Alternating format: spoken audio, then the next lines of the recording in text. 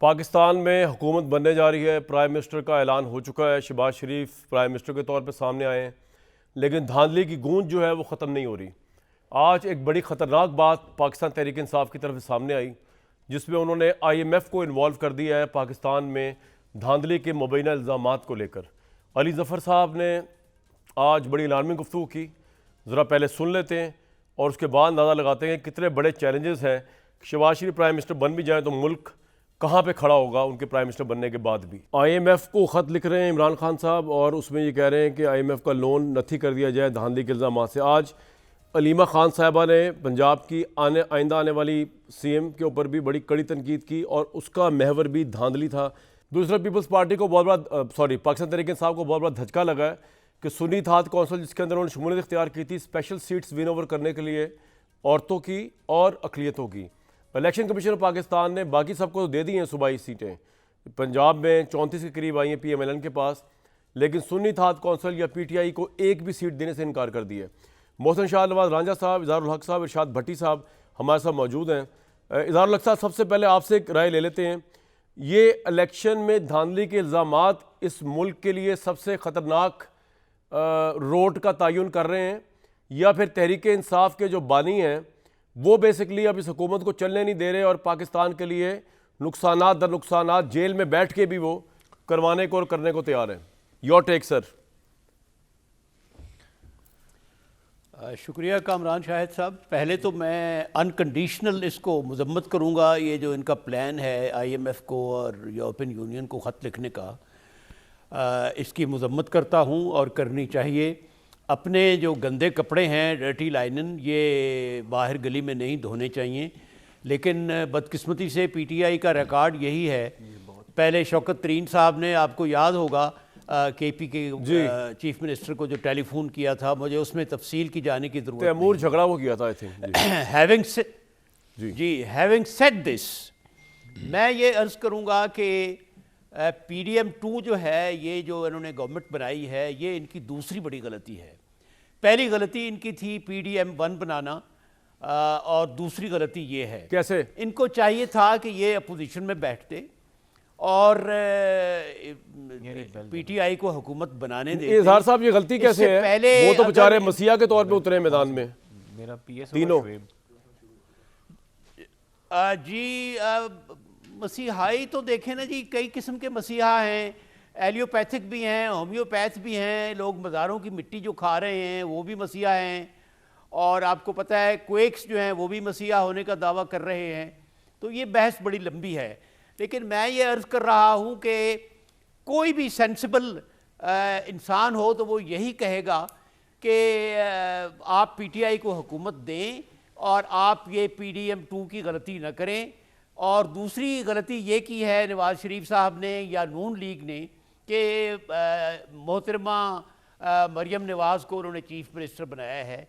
देखें, इस वक्त जो नून लीग के ख़िलाफ़ सबसे बड़ी बात है, जो सबसे बड़ा पॉइंट है, वो यही है कि ये ख़ानदान से बाहर नहीं निकलते। अगर मैं गलती नहीं कर रहा तो जो मीटिंग हुई थी, इनका इजलास हुआ था टिकट बांटने के लिए, मेरी इत्तला के मुताबिक उसमें सब ख़ानदान के लोग थे सिवाय अहसन इकबाल साहब के।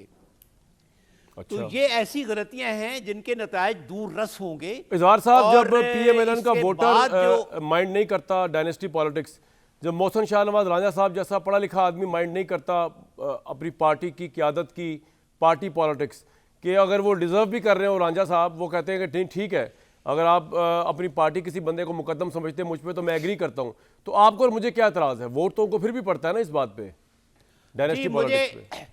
बिल्कुल आपने सही बात की, लेकिन रांझा साहब में और मुझ में एक फ़र्क है और आप में।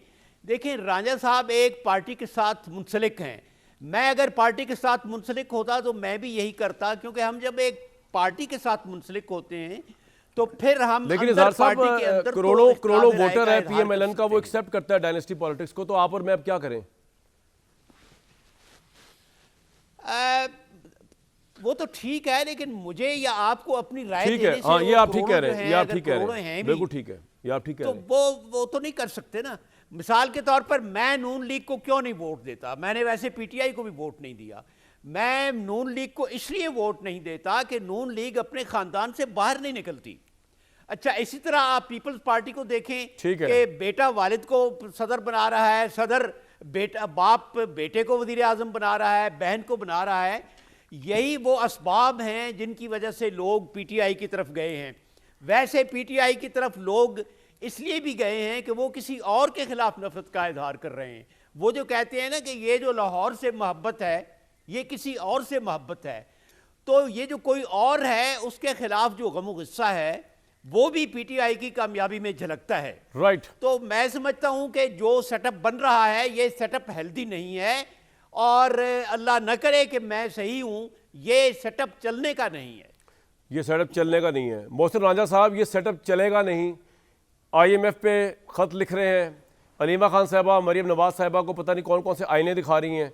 आपको एक लेजिटिमेसी क्राइसिस होगा धांधली ज़दा मुबैना इलेक्शन का, एक आपको इकॉनमी का क्राइसिस होगा, एक आपको तहरीक इंसाफ का बीइंग अपोजिशन क्राइसिस है, फिर आपको ये IMF का क्राइसिस आने वाला है। किस तरह इनको करेंगे? आपके ख्याल में मशवरा ठीक नहीं है इज़हारुल हक साहब का कि आपको हुकूमत लेनी नहीं चाहिए थी और जिसका मैंडेट है यानी PTI उसको पहले आप सीरियसली दावत देते, ना कि उनके बंदे तोड़ते, सीरियसली दावत देते कि जनाब आएँ और हुकूमत बनाएं? राजा साहब। बिस्मिल्लाहिर्रहमानिर्रहीम।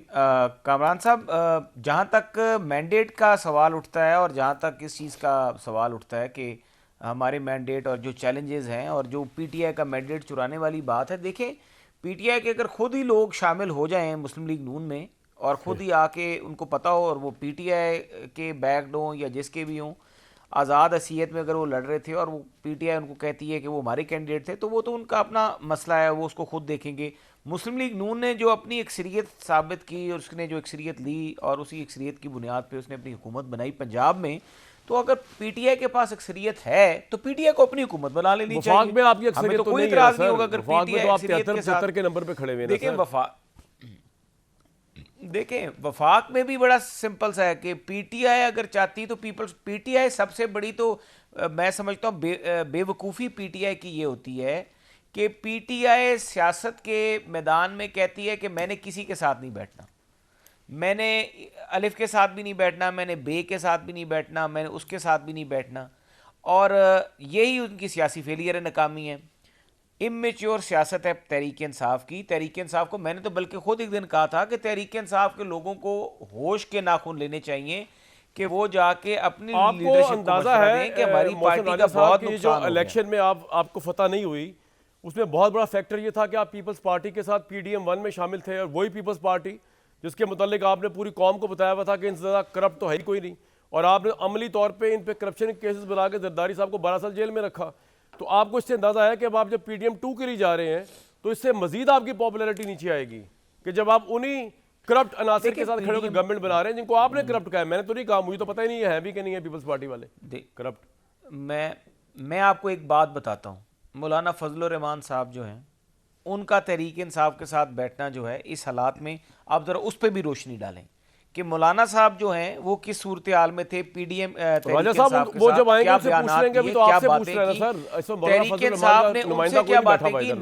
नहीं मैं आपको बता रहा हूँ, मैं आपको सिर्फ एक सवाल दे रहा हूँ कि अगर मौलाना साहब वाला मामला जो है वो बैठ सकते हैं तहरीक इंसाफ के साथ, तो मुस्लिम लीग नून पीपल्स पार्टी नहीं, मुस्लिम लीग नून इसलिए नहीं बैठ सकती, ये तो सियासत है ना। देखें मौलाना का तो कोई स्टेक नहीं है कौमी लेवल पे, आपका स्टेक है, आप एक कौमी लेवल की पार्टी है। अगर आप समझते हैं कि PDM 1 ने बड़ा अच्छा परफॉर्म किया है जिसका रिजल्ट आया 2024 के इलेक्शन में, फिर तो आपसे बहस नहीं हो सकती, लेकिन आपको अगर रियलाइजेशन है। देखें आपने एक असूली बात की कि जी आपने उनके खिलाफ तकरीरें की, ये किया वो किया। मैंने उसका आपको एक असूली जवाब दिया कि ये बात नहीं है कि हम उनके साथ, उनको भी डेंट पड़ेगा अगर वो हुकूमत बनाएंगे मौलाना फजलुर रहमान के साथ, तो उनको भी रेस्ट एश्योर्ड डेंट पड़ेगा। सर आप गलत मिसाल क्यों दे रहे हैं मौसम भाई? एक चीज मैं आपको, मेरी मिसाल आपको गलत लगे लेकिन मैं समझता हूं कि मेरी मिसाल नहीं, आप मौलाना फजलुर रहमान वाली जो गलती वाली मिसाल है वो एक गलत काम करने जा रही है अगर PTI उनके साथ हुकूमत, आप उसकी मिसाल क्यों दे रहे हैं? आप उसको गलती समझ रहे हैं। हाँ जी, मैं उसे गलत समझ रहा हूं अगर हुकूमत में आते हैं। नहीं समझता मैं उसको गलती नहीं समझ रहा, मैं तो उनकी सियासी मूव समझ रहा हूं।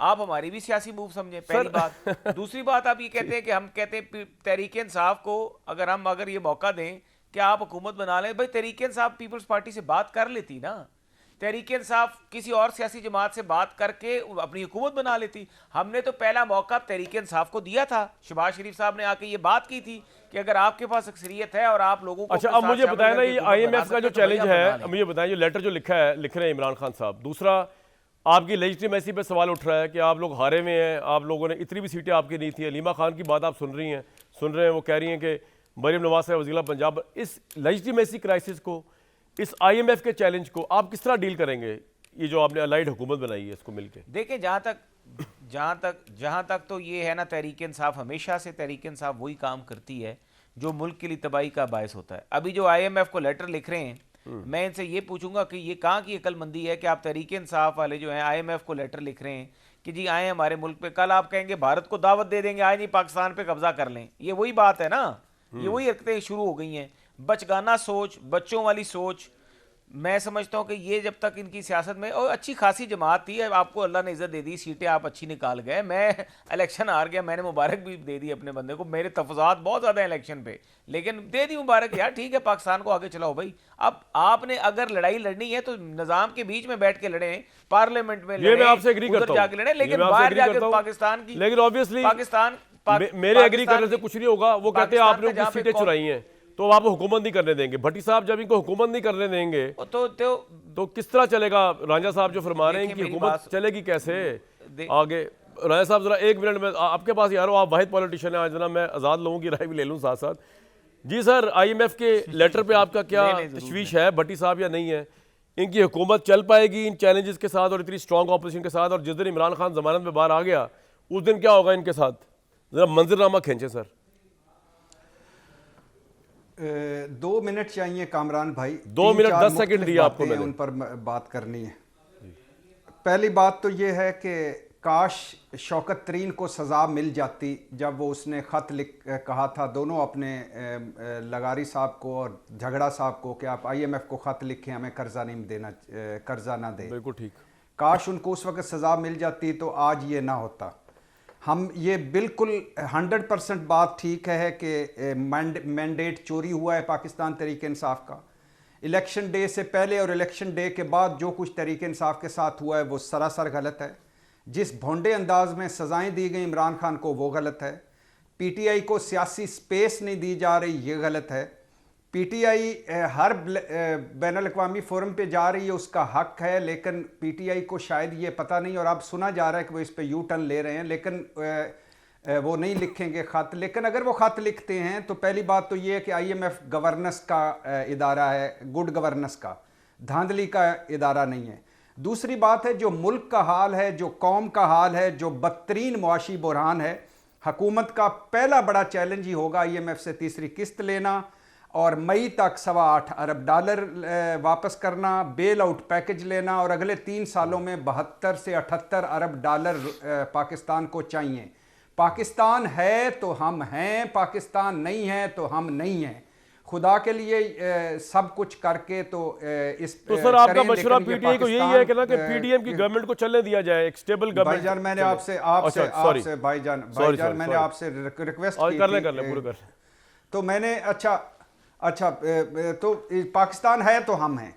दूसरी बात ये है भाईजान के ये जो पाकिस्तान पीपल्स पार्टी है ये हाथ कर गई है मुस्लिम लीग नून के साथ, और इनको हाथ का पता चलेगा अभी जब चलेंगे। ये शहबाज गवर्नेंस, शहबाज स्पीड का लिए आखिरी मौका है। ये मरियम नवाज के लिए जहां पंजाब में पहला मौका है वहां आखिरी मौका है। ये पंजाब जो तकरीबन हार चुके थे मुस्लिम लीग नून वाले, ये उनका आखिरी चांस है। और इसके बाद कहानियों में, किस्से कहानियों में ये सारी बातें होंगी। ये आज का मैं तजिया कर रहा हूँ, आज तक की जो बात है। तीसरी बात यह है कि मैं इलेक्शन कमीशन को कहना चाहता हूं कि खुदा के लिए बस कर दो यार।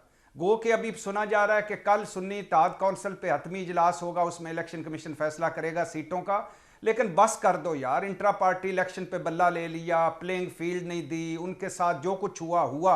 अब इस मुल्क को चलने दो, उनको क्या सियासी स्पेस दो, उनको खवातीन की नशिस्तें दो, उनको अकलीती नशिस्तें दो, इस मुल्क को आगे बढ़ाओ। और चीफ जस्टिस साहब से कहना चाहूँगा कि चीफ जस्टिस साहब, आपने भुट्टो साहब का केस चलाया हुआ है, बड़ी अच्छी बात है, लेकिन जिंदों को भी इंसाफ दें। इस मुल्क में कुछ 25 करोड़ जिंदा लोग हैं और अब इस पाकिस्तान तहरीक इंसाफ को कोई 1.5-2 करोड़ के करीब लोगों ने वोट दिया है।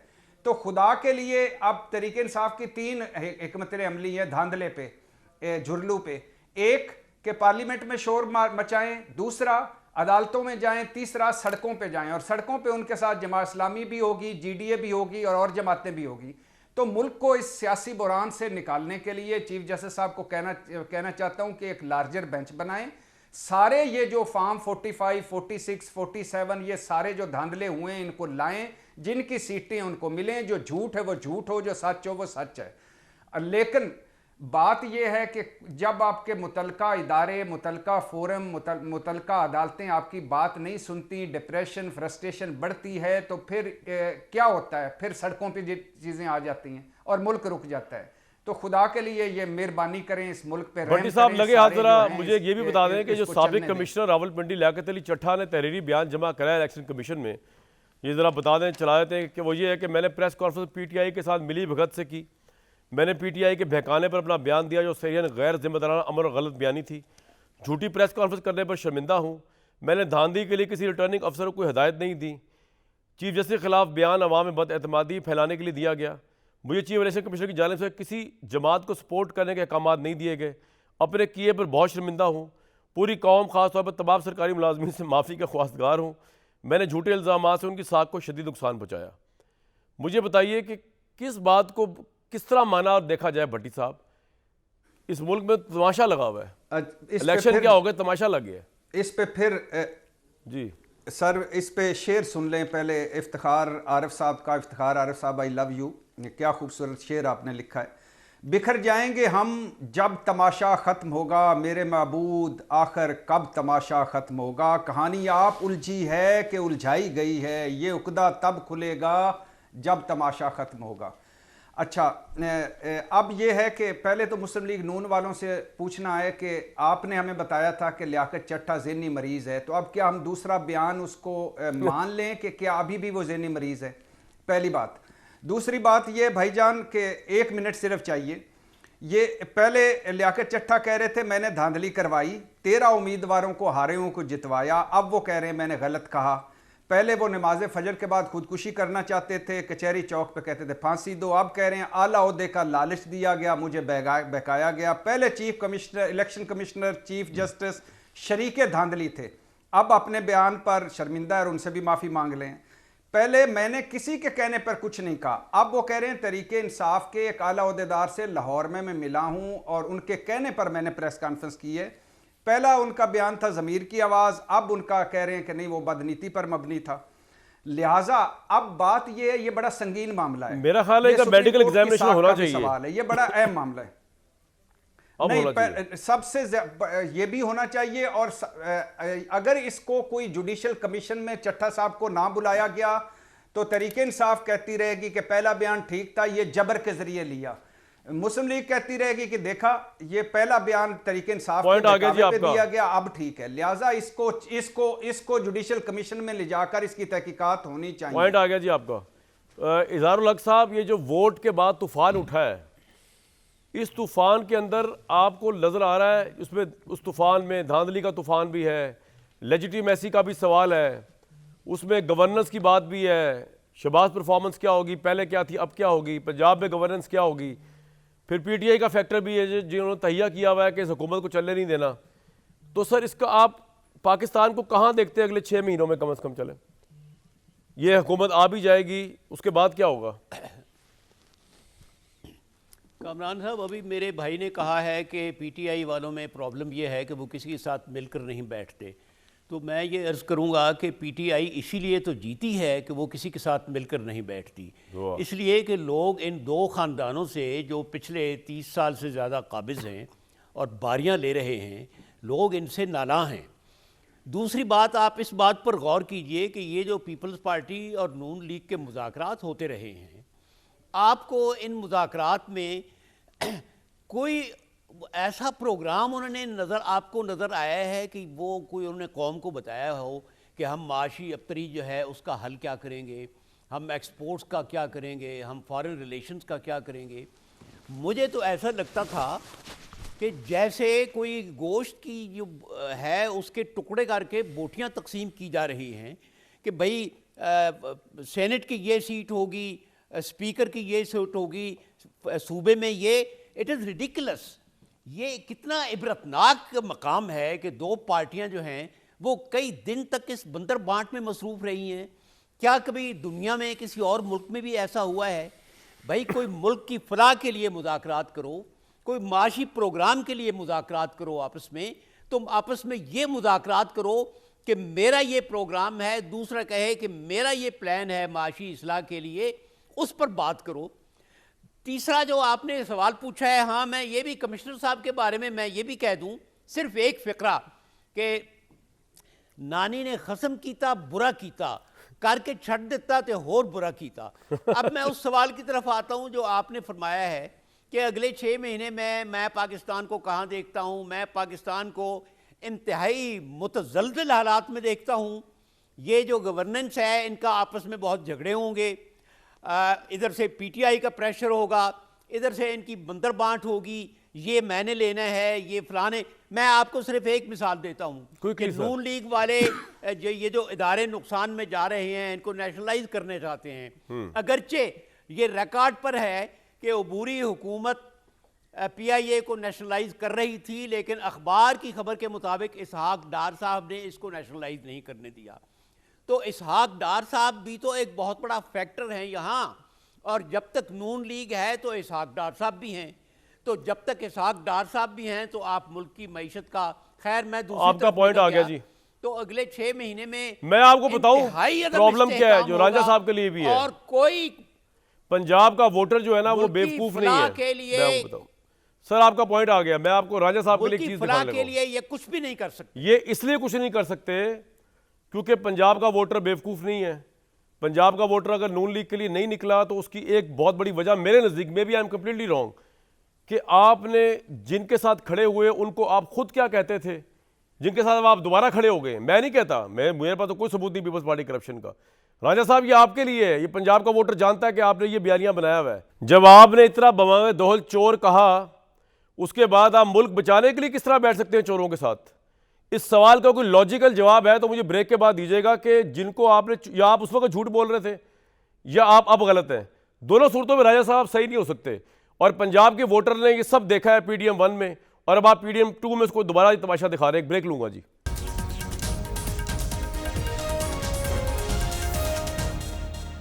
पीडीएम 2 क्या करेगी राजा साहब? जिनको चोर डाकू कहा आपने उनके साथ बैठ गए आप, लेकिन चले इसका जवाब तो खैर कोई होगा नहीं आपके पास, इससे आगे चले हम क्या करें कि है जवाब कोई? देखिए बात सुने आप, ये या बात कर रहे हैं चोर डाकू, मुझे आप मैं ये नहीं बात कर रहा। देखिए पाकिस्तान के लिए आपके पास इतना कुछ है करने के लिए, आप मुल्क के बारे में सोचें। यहाँ पे सुई फंसाने से कोई बात नहीं है। आपका IMF है, हमें उसके बारे में सोचना है। मुल्क में क्राइसिस हैं, पंजाब में गवर्नेंस के इश्यूज हैं, बाकी KPK में इश्यूज हैं, हार्मोनाइजेशन जो पोलराइजेशन सोसाइटी में हो गई है, जो लड़ाई झगड़े शुरू हो गए हैं जगह जगह पे। आप कर सकेंगे काबू इन चीजों पे? आपको लेजिटिमेसी का सवाल नहीं हो रहा इस वक्त? देखें लेजिटिमेसी का जो सवाल है ना, मैं आपको एक बात बताऊं, मैं अपने केस के बारे में यहाँ पे 10 बातें बता सकता हूँ इलेक्शन में जो मेरी खामियां हैं, लेकिन ये फोरम नहीं है मेरी लेजिटिमेसी को यहाँ पे बात करने का, ना ही आप मुझे कोई रिलीफ दे सकते हैं। हाँ ये है कि मैं एक हेर से और एक माहौल बना के आवाम के आगे रख सकता हूँ, लेकिन क्या उससे कोई बेहतरी होगी? क्या मैं बहाल हो जाऊँगा? ये करने से तो फायदा नहीं होगा। मुझे ट्राइब्यूनल में जाना चाहिए जो मेरा फोरम है। मैं ये नहीं कह रहा सर आपको, ये जो आप जीते भी है ना, धांधली को छोड़ दें अभी पे सभी एक लम्हे के लिए। मैं आपसे कुछ और बात कर रहा हूँ। मैं ये कह रहा हूँ 75 में प्राइम मिनिस्टर आप बन रहे हैं तो इज़हारुल हक साहब कह रहे हैं कि आपको मेजॉरिटी पार्टी को राइट देना चाहिए था ताकि मुल्क में स्टेबिलिटी आती। उस पर आपने तौजीहात पेश कर दी, लेकिन चले वो नहीं आए, उन्होंने किसी से अलायंस नहीं किया। तो आप जो बन रहे हैं माइनॉरिटी पार्टी का प्राइम मिनिस्टर, जो कि एट द विम्स ऑफ, और वो एक तरह से उनके इशारों पे चलेगा छोटी पार्टियों के, दूसरी पार्टियों के, तो वो क्या असर्ट करेंगे आप अपनी पॉलिसीज़ को? देखिए बात मैं आपको एक बात बड़ी वाज़ेह बता दूं, सर जहाँ तक असर्शन की सवाल है ना, इस वक्त पाकिस्तान का गुर्बत सबका मसला है, महंगाई पूरे पाकिस्तान का मसला है, हर अदारे का मसला है, महंगाई होगा। हर उस शख्स का मसला जो है वो गैस और बिजली के सस्ते बिल हर बंदा चाहता है। IMF को हर बंदा सेटल करना चाहता है। ये तो वो सारी तरजीहात हैं जो सबकी हैं, जो हमारी भी हैं, आपकी भी हैं, हर अदारे में बैठे हुए हर शख्स की ख्वाहिश होगी कि पाकिस्तान का ये चीज़ें ठीक हो जाए ताकि अवाम की बेहतरी हो जाए। तो यहाँ पे तो कोई इख्तलाफ नहीं होने वाला इंशाल्लाह ताला, जो मैं समझता हूँ। तो यहाँ पे तो कोई हमारी तरजीहात, कोई ऐसी चीज़ नहीं है कि जो हम अपनी मर्जी से कराना चाहें। जब पाकिस्तान बेहतर, जब पाकिस्तान सही तरीके से सर्वाइव कर जाएगा, ठीक हो जाएगा, मैशत बेहतर हो जाएगी, उसके बाद फिर बात आती है, फिर आपका बात करते हैं कॉन्स्टिट्यूशनल रोल क्या है, फिर आप कहते हैं कि ये चीज़ यूँ होनी चाहिए, वो चीज़ यूँ होनी चाहिए, फिर आपकी बातें जो होती हैं वो चलती हैं। आपके लिए सबसे बड़ा चैलेंज क्या है इस वक्त? मुझे 100% पाकिस्तान तहरीक इंसाफ के लीडर का बाहर आना जेल से, मौलाना फजल रहमान का नीम धमकी देना बाहर निकलने की, IMF, क्या आपके लिए चैलेंज, सबसे बड़ा चैलेंज क्या है इस वक्त कि अलाइड गवर्नमेंट? देखिए, मैं सबसे बड़ा जो चैलेंज है वो IMF है। ठीक है, बाकी सड़क से, घर से बाहर निकलना, धमकी देना, सबसे बड़ा चैलेंज IMF है। हमें सब कुछ IMF के लिए, ये जो भी मामलात चल रहे हैं, नहीं किसी को खत लिखना चाहिए पाकिस्तान की तरफ से किसी सियासी जमात को, नहीं लिखना चाहिए, नहीं अपना गिरबान और अपनी दाढ़ी किसी और के हाथ में पकड़ानी चाहिए। IMF वाला मामला मेरा भी है, तहरीक इंसाफ का भी है, पीपल्स पार्टी का भी है, JUI का भी है, आपका भी है, इस प्रोग्राम में बैठे अजहार साहब का भी है, हमारे भाई भट्टी साहब का भी है, सबका IMF का मामला है। सब ये चाहते हैं IMF वाला मामला खत्म हो और इसको बेहतर तरीके से लेके चले। तो हमें उसके लिए उस पर सियासत नहीं करनी चाहिए। बिल्कुल ठीक है जी। बाकी धांधली आप कहते हैं, आप जाएं ट्राइब्यूनल्स में, आप इलेक्शन कमीशन के बाहर प्रेस कॉन्फ्रेंस करें, आपका राइट है, आप अदालतों के बाहर प्रेस कॉन्फ्रेंस करें, आपका राइट है, आप एहतजाज करें, आपका राइट है, कोई नहीं रोक रहा। बिल्कुल ठीक है जी, आपका पॉइंट आ गया। लेकिन आपको अगर जी बिल्कुल ठीक है भट्टी साहब, पॉइंट ये हुआ कि ये सब इस वक्त इकट्ठे होकर मुल्क की स्टेबिलिटी की खातिर आगे जा रहे हैं, तो हमें इनको विश बेस्ट ऑफ लक करना चाहिए, इनको सपोर्ट करना चाहिए।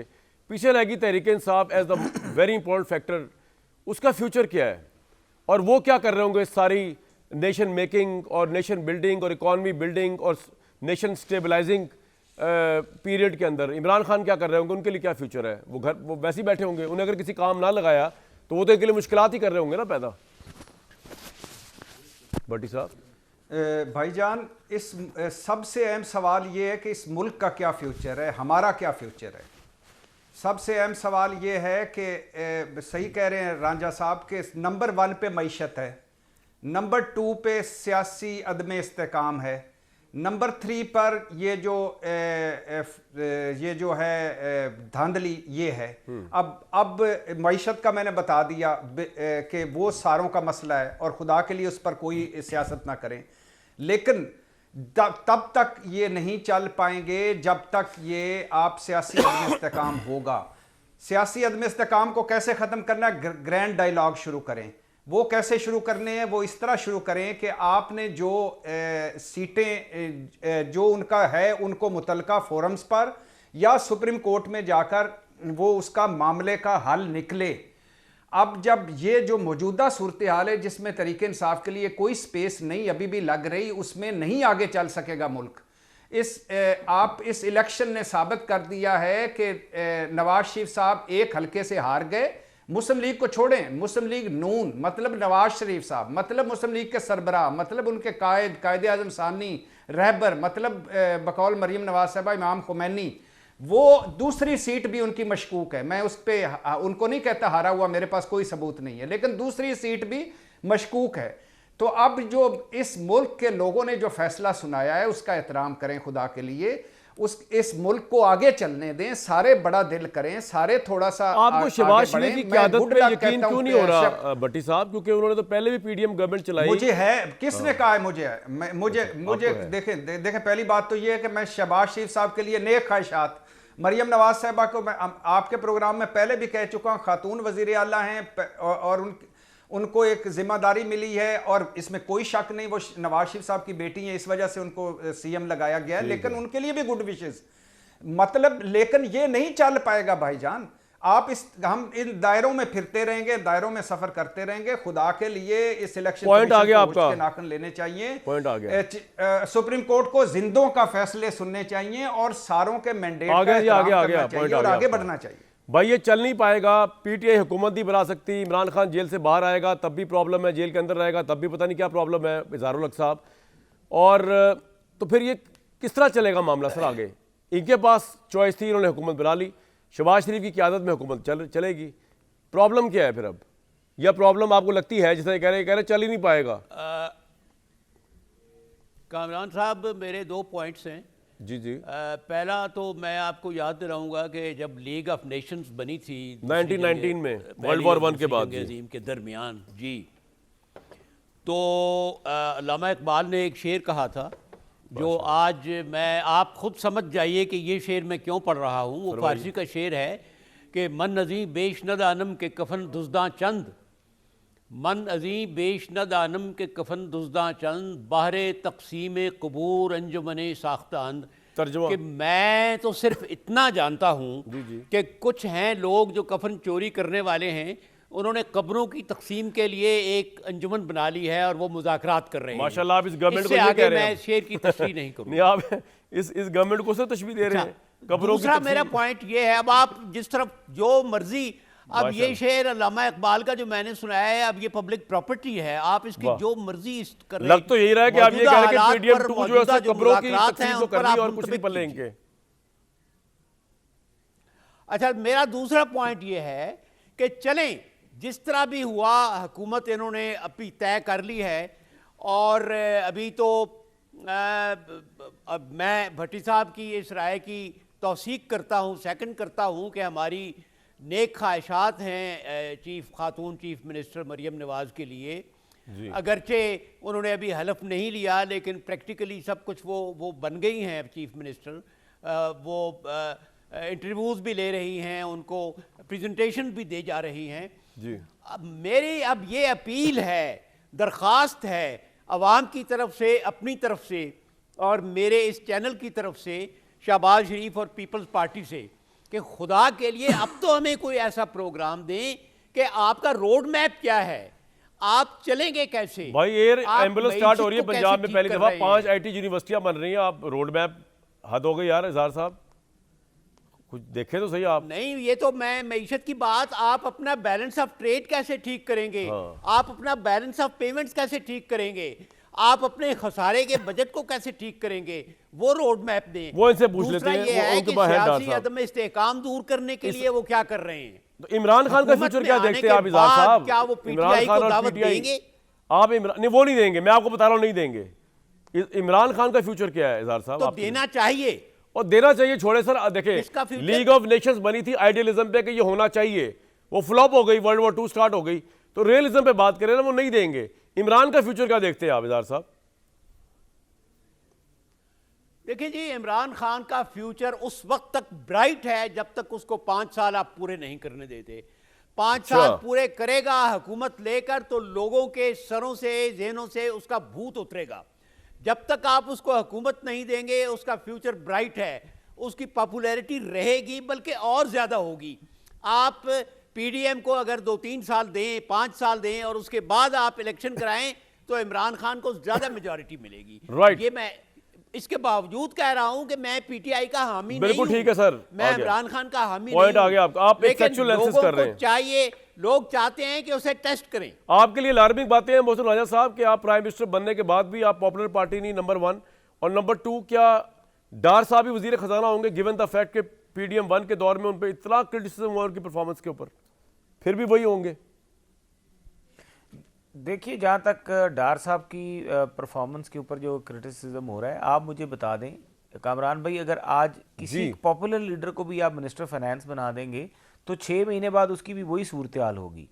तो ये कोई ऐसी बात नहीं है कि जिसमें आप समझ लें कि मैं कह रहा हूँ डार साहब भी है ना हॉट इसके ऊपर, ये तो बता देना थोड़ा। डार साहब देखिए ये तो पार्टी का फैसला है, ये पार्टी का फैसला होगा। अभी तो पार्टी की तरफ से ही सारे पोर्टफोलियोज अनाउंस होंगे, लेकिन ये पार्टी के लिए है। लेकिन डार साहब की ज़ाहिर है जो पोजीशन है और जिस तरीके से वो इकॉनमी पे हमेशा से एडवाइस करते आए, हमारा यही ख्याल और तवक्को भी यही है कि डार साहब ही शायद वो पोर्टफोलियो जो है रखें। ये अब डार साहब का और पार्टी का फैसला होगा। बिल्कुल ठीक है। जहाँ तक इस चीज़ का सवाल है कि जहाँ तक इस चीज़ की बात है कि हमें आगे क्या करना है, हमारी पॉपुलैरिटी और ये सब चीज़ें, देखें अगर अभी हमारे पास काम करने का टाइम है और हमें ये उम्मीद है कि हम पाकिस्तान की आवाम के दिलों में दोबारा से जगह बनाने की कोशिश पूरी नेक नीति के साथ करेंगे। बिल्कुल ठीक है, आप नेक नीति के साथ करें। बाकी की नेक नीति अगर मैं ब्रेक के बाद तय कर लूँ आपसे, बिल्कुल ठीक नहीं, मैं आपकी नेक नीति को बिल्कुल चैलेंज नहीं करूंगा, और ना करता हूँ। और बेस्ट ऑफ लक है कि पाकिस्तान आगे जाए, चाहे इक़्तिदार किसी के पास भी हो, पाकिस्तान आगे जाना चाहिए। एक ब्रेक के बाद इस पर बात करते हैं जी।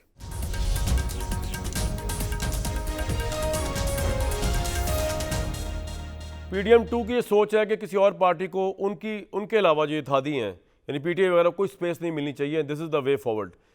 ये कितना कामयाब होगा हमें नहीं पता, हम आपको रिपोर्ट करते रहेंगे यहीं से। मुझे दीजिए नेक्स्ट वीक तक के लिए इजाज़त।